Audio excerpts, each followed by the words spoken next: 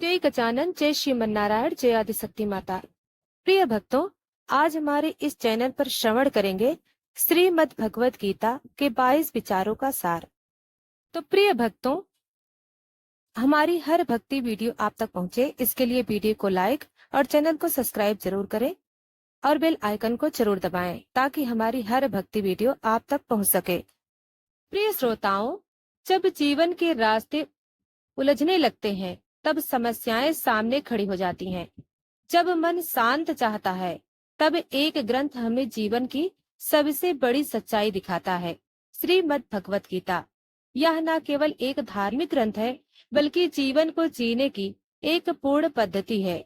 आज हम जानेंगे श्री कृष्ण द्वारा अर्जुन को दिए गए 22 ऐसे अनमोल वचन जो आज भी उतने ही प्रासंगिक हैं जितने कुरुक्षेत्र के युद्ध भूमि में थे।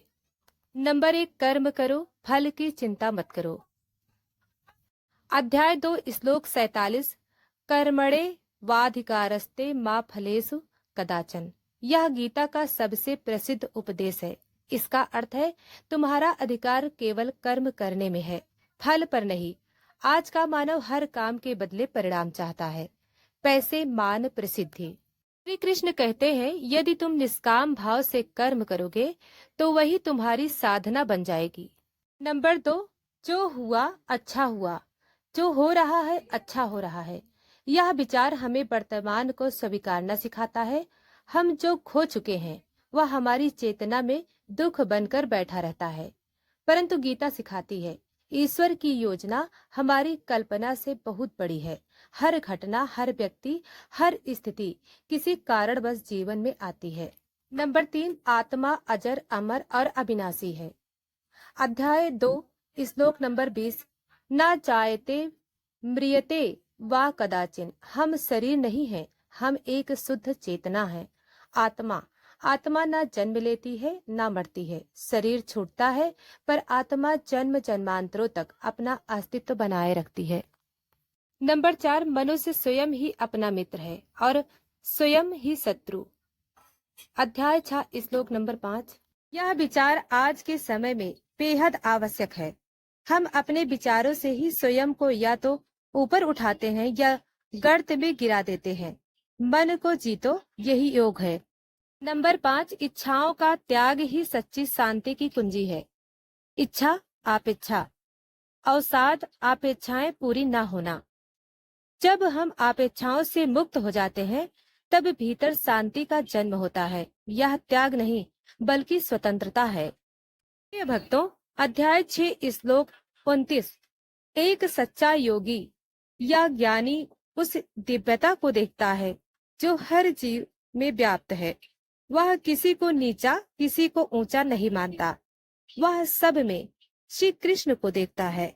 नंबर 7, मृत्यु एक परिवर्तन है, अंत नहीं। मृत्यु एक वस्त्र परिवर्तन की तरह है। आज इस शरीर में है, कल किसी और में। यह दृष्टिकोण मृत्यु का भय समाप्त कर देता है।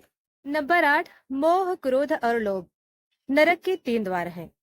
अध्याय 16, श्लोक नंबर 21, यह तीनों विकार जीवन को अंधकार में ले जाते हैं। मोह लगाओ, क्रोध नियंत्रण ना होना, लोभ संतोष का नाश, इससे बचना ही धर्म का मार्ग है। नंबर 9, हर जीव के हृदय में ही स्थित हूँ।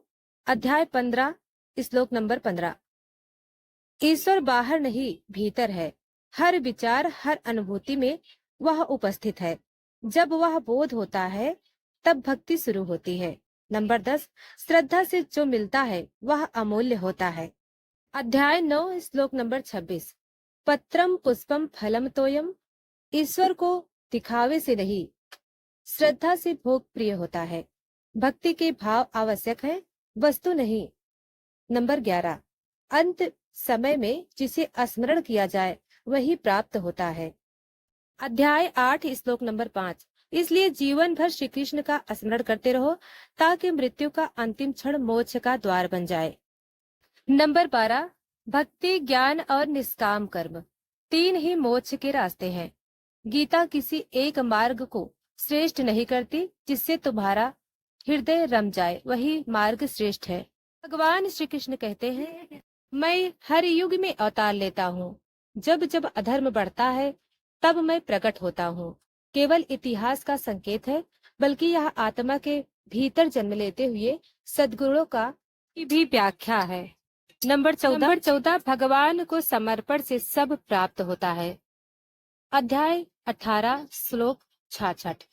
सर्वधर्मान परित्यज्य मामेकम शरणम व्रज। ईश्वर को पूर्ण समर्पण करो। डर लालच अपेक्षाओं से मुक्त होकर वह तुम्हें हर बंधन से मुक्त करेगा। नंबर 15 सच्चा योगी वही है जो कार्य करते हुए भी आसक्त नहीं होता। अध्याय 3 श्लोक नंबर 7।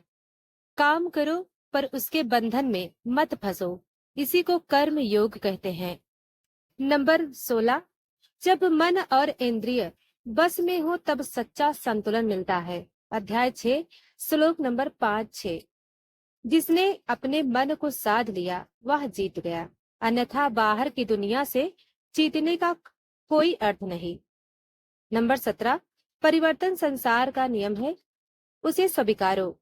दुख इसी से होता है कि हम स्थिर चीजों को अस्थायी मान लेते हैं। श्री कृष्ण सिखाते हैं हर बदलाव का स्वागत करो, उसी में मोक्ष है। नंबर 18 सुख दुख लाभ हानि जय पराजय सब में समता रखो। अध्याय 2 श्लोक नंबर 38। जो समभाव रखता है वह कभी हारता नहीं, वह हर स्थिति में स्थिर रहता है। नंबर 19 जो मुझे निरंतर स्मरण करता है वह मुझे ही प्राप्त करता है। अध्याय नंबर 8 श्लोक नंबर 14। भक्ति केवल विशेष अवसरों के लिए नहीं है, वह निरंतरता मांगती है। हर सांस में श्री कृष्ण का नाम। नंबर 20 मन को जीतने वाला ही सच्चा विजेता है। बाहरी दुनिया को जीतना सरल है, पर अपनी इंद्रियों वासनाओं और इच्छाओं पर नियंत्रण यही असली तप है। नंबर 21 सत्य क्षमा दया अहिंसा ये सब मुझसे उत्पन्न होते हैं। अध्याय 10 श्लोक नंबर 4-5। इन गुणों का पालन करना ही भगवान को प्रसन्न करना है। नंबर 22 सच्चा प्रेम दिखावे में नहीं समर्पण में होता है। भगवान की माला नहीं चाहिए, भाव चाहिए। भक्ति के मार्ग में पवित्रता ही सबसे बड़ा आभूषण है। प्रिय भक्तों, श्रीमद् भगवत गीता केवल एक ग्रंथ नहीं, यह स्वयं श्री कृष्ण के वचन है जो आज भी हर हृदय में गूंजता है। अगर आपने इन विचारों से कुछ सीखा हो तो कृपया इस वीडियो को लाइक करें, चैनल को सब्सक्राइब करें और कमेंट में लिखें आपका सबसे प्रिय वचन कौन सा है।